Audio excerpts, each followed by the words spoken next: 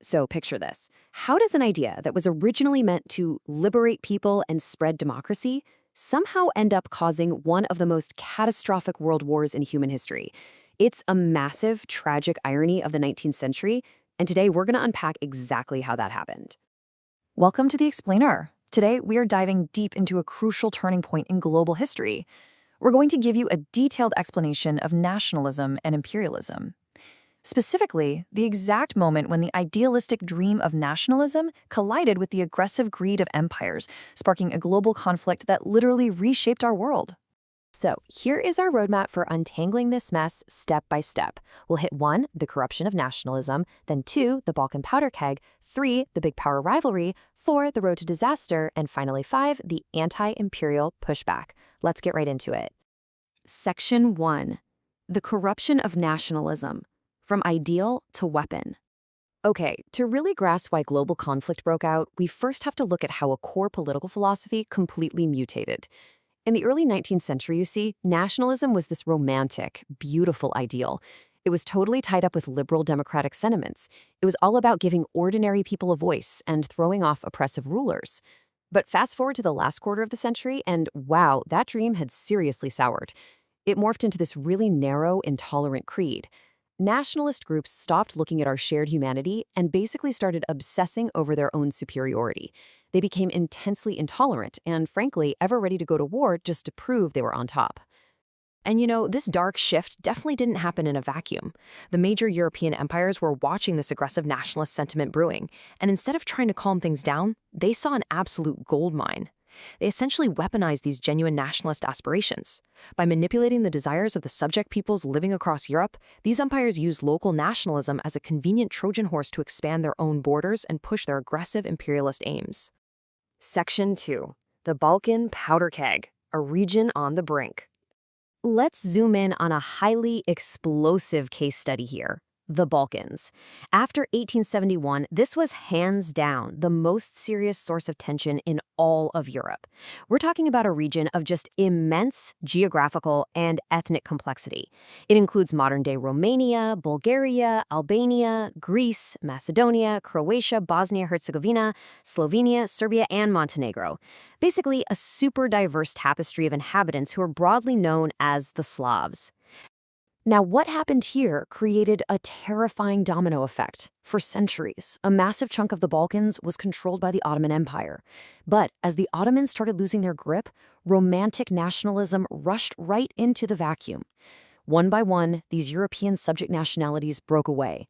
They cited their historical rights and fought tooth and nail to win back their long-lost freedoms from foreign rule. But here's the real tragedy in all of this. Independence didn't magically bring peace. As these newly freed states struggled to figure out their own identities, they instantly turned on each other. The Balkan states became fiercely jealous, locked in these intense, localized conflicts where each one was desperately trying to expand its own borders by carving up its neighbors. Section 3. The big power rivalry, the puppet masters. See, the Balkans weren't just fighting amongst themselves. They were bleeding out in an arena that was being circled by some massive predators. Enter the big powers. We're talking Russia, Germany, England, and Austro-Hungary. And they absolutely weren't just passive observers. They were locked in an intense, greedy global rivalry of their own. They were aggressively competing for overseas trade, racing to acquire colonies all over the map, and obsessively building up supreme naval and military might just to outdo one another. And all of those massive global ambitions zeroed right in on the fragile Balkans. Every single major power was absolutely determined to counter the influence of their rivals in that region, while desperately trying to extend their own control over the Slavic states. This toxic imperial interference took a localized regional crisis and just blew it up into a high-stakes, terrifying global standoff. Section 4. The Road to Disaster, Imperial Hubris in 1914. So this incredibly volatile mix of aggressive nationalism and insatiable imperial greed was rapidly nearing a climax. And to really understand the sheer arrogance of this era, consider this artifact, an 1886 map that openly celebrates the British Empire. It perfectly captures the scale of imperial hubris and the whole visual language of global domination at the time. the specific imagery here is just astonishing.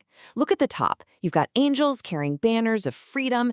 Then in the foreground, there's Britannia, the literal personification of the British nation, sitting triumphantly on top of the globe itself. Meanwhile, colonized territories are reduced to these exotic tropes, tigers, elephants, and so-called primitive peoples.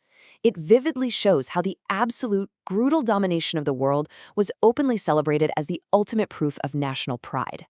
And that leads us to this fatal trajectory. When the raw, explosive energy of nationalism fully aligned with arrogant imperialism, disaster was pretty much inevitable. The decline of the Ottoman Empire sparked the Balkan independence struggles. Then, those struggles were immediately hijacked by big power manipulation.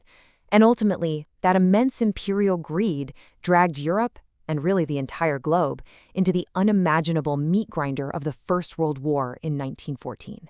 Section 5. The Anti-Imperial Pushback, a Global Legacy. Let's zoom out for a second from the battlefields of Europe and look at the global reaction to this whole era of empire. Because while Europe was busy tearing itself apart, the rest of the world was waking up. By the late 19th and early 20th centuries, colonized countries across the globe began to systematically and aggressively oppose European domination. A massive wave of resistance had finally brewed. And these anti-imperial movements fundamentally reshaped global politics. They were deeply nationalist, sure, but they totally flipped the script. They fought to form independent nation-states, inspired by a powerful sense of collective unity. But importantly, this unity was forged directly in confrontation with imperialism.